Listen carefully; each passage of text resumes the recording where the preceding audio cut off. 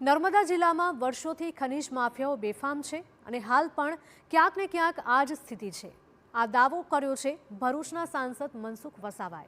તેમણે આક્ષેપ કર્યા છે કે હાલ નર્મદાના પોયચા પુલ પાસે રેતી માફિયાઓ ખનન માટે પુલ બનાવી રહ્યા છે। તેમાં અધિકારીઓની પણ મિલીભગત છે। ત્યારે આ ગેરકાયદે પુલિયાને તોડીને રેતી ખનન અટકાવવા મનસુખ વસાવાએ માંગ કરી છે। વડોદરા અને નર્મદા જિલ્લાનું વહીવટીતંત્ર યોગ્ય કાર્યવાહી કરે તેવી પણ માંગ કરી છે। વસાવાએ વધુમાં ઉમેર્યું હતું કે અગાઉ પણ બેફામ રેતી ખનનના કારણે કેટલાક લોકો નદીમાં ડૂબીને મોતને ભેટ્યા છે।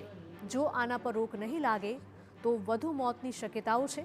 મહત્વનું છે કે સાંસદે આ મામલે સરકારમાં રજૂઆત કરવાની પણ વાત કરી હતી।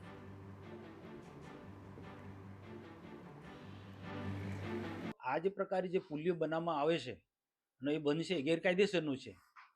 એ રેત માફિયા બનાવી રહ્યા છે અને એ ખરેખર નર્મદાને આ પ્રકારે રોકવાનો જે સાહસ કરશે તો એ નર્મદાના આધ્યાત્મિક દ્રષ્ટિએ પણ બહુ નુકસાનકારક છે। વડોદરા જિલ્લા હો અને નર્મદા જિલ્લાના આ બંને અધિકારીની જવાબદારી છે, આ સાથે જોડાયેલા બધા જ જિલ્લાના વહીવટીતંત્રની, કે આમાં કડક હાથે કામ લે। આમ તો નર્મદા કિનારે લગભગ છાસવારે કઈ ને કઈ પ્રકારે આવી પ્રકારની ગેરકાયદેસરની રેતી ખનનની પ્રવૃત્તિ ચાલે જ છે।